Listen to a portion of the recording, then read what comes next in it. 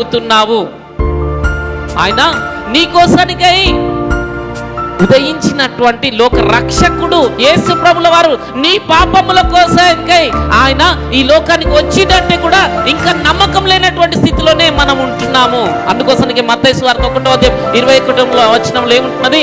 తన ప్రజలను వారి పాపం నుండి ఆయన రక్షించడానికి వచ్చిండు అని అంటే కూడా నా పాపములు యేసు ప్రభు ద్వారా పోవు అనేటువంటి ఆలోచనతోనే ఉంటున్నారు, కానీ ఇంకా అవిశ్వాసంతోనే ఉంటున్నారు, కానీ విశ్వాసం లేదు.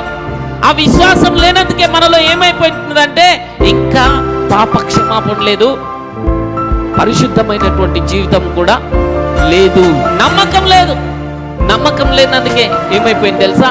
ఆయనకి ఇష్టలుగా మనం లేం. ఆయనకి ఇష్టలుగా మనం లేనందుకే మనలోనే ఉంటున్నా తెలుసా? అవిధేయత ఉంటున్నది. అవిధేయత వలన ఏమైపోతుంది తెలుసా?